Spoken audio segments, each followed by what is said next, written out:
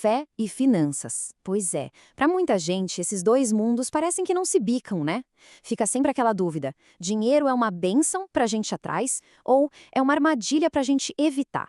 Para tentar achar uma resposta, vamos direto na fonte. Vamos descobrir o que a Bíblia realmente tem a dizer sobre a nossa relação com as riquezas. Então, a pergunta principal é essa. No fim das contas, o dinheiro é uma bênção ou uma maldição? Muita gente fica presa nesse dilema, achando que a resposta tem que ser um sim ou um não bem simples. Mas a verdade, como a gente vai ver, é bem mais profunda e, olha, surpreendente.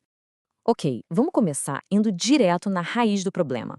E aqui já vem a primeira surpresa. O verdadeiro problema, segundo as escrituras, não é o que a maioria de nós sempre pensou. A gente precisa, na verdade, olhar para esse debate de um jeito totalmente novo. E aqui está o ponto central de tudo. A Bíblia deixa isso muito claro. O problema nunca foi o dinheiro em si, sabe, aquela coisa neutra. O problema é a nossa atitude em relação a ele. É o amor ao dinheiro, essa idolatria que acaba sendo a verdadeira raiz de todos os males. Pensa um pouco nessa distinção. De um lado, a gente pode ver o dinheiro como uma ferramenta. Ele pode construir, ajudar, financiar um propósito maior. Agora, do outro lado, o amor ao dinheiro transforma ele num ídolo. Ele vira o objetivo final, a fonte de segurança, um Deus pessoal. E a gente sabe, qualquer coisa que ocupe o lugar de Deus na nossa vida se torna, inevitavelmente, uma maldição. Então, beleza. Se o dinheiro não é o mestre e sim a ferramenta, como é que a gente deve usar? A perspectiva bíblica nos dá um conceito-chave: mordomia ou administração. E a Bíblia está cheia de histórias que mostram direitinho o que isso significa na prática. Pensa em figuras como Abraão e Isaque. Eles eram homens muito, mas muito prósperos. E essa prosperidade não era vista como algo ruim. Pelo contrário, era parte do propósito de Deus para a vida deles. E olha só, até o ministério de Jesus foi sustentado financeiramente pelos seus apoiadores. Em todos esses casos, o dinheiro era o quê? Uma ferramenta, um recurso para cumprir uma missão maior. Mas talvez nenhuma história capture essa ideia com tanta força quanto a parábola dos talentos. Ela é, assim, fundamental para a gente entender como Deus vê os nossos recursos e a nossa responsabilidade sobre eles. A história é simples, mas é muito poderosa. Um senhor confia os recursos dele a 3 servos. 2 deles trabalham, investem e multiplicam o que receberam. O terceiro, paralisado pelo medo, o que ele faz? Enterra o talento e não produz nada. O ponto crucial aqui é o seguinte: o mestre não elogia os servos só por eles terem o dinheiro, mas por terem sido produtivos com aquilo que foi confiado a eles. O que foi condenado não foi a falta de lucro, foi a paralisia, a inércia. Então a mensagem é bem clara. A expectativa é de crescimento. Seja um dom artístico, intelectual ou financeiro, a ordem é cultivar e multiplicar. A inércia, aquela coisa movida pelo medo, nunca é vista como uma virtude.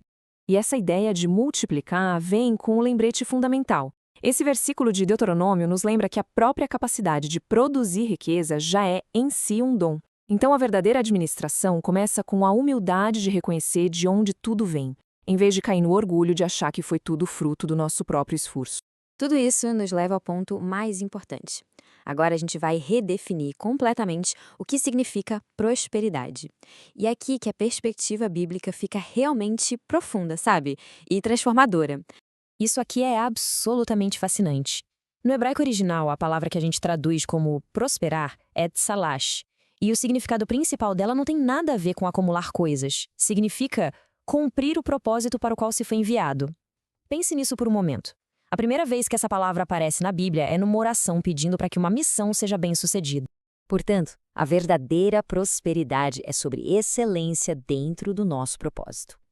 Um cozinheiro que se dedica e cria um prato extraordinário está prosperando, porque está cumprindo sua missão.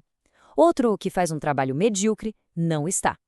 A busca pela excelência em qualquer área é uma forma de honrar a Deus.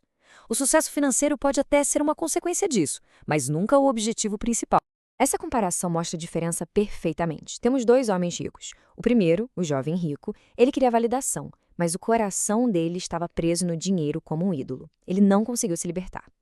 Já o Zaqueu, um cobrador de impostos desonesto, ele reconheceu a própria falha. Ao encontrar Jesus, o coração dele mudou e ele, por conta própria, se desfez da riqueza que tinha conseguido de forma errada. Jesus nem precisou pedir o dinheiro do Zaqueu, porque o coração dele já tinha sido transformado. A questão nunca foi o saldo bancário, foi sempre, sempre o estado do coração. E isso nos deixa com uma pergunta que pode transformar tudo. Se a verdadeira prosperidade não é sobre acumular, mas sobre cumprir uma missão com excelência, então a questão mais importante da nossa vida financeira não é como posso ter mais, mas sim para qual propósito eu fui enviado.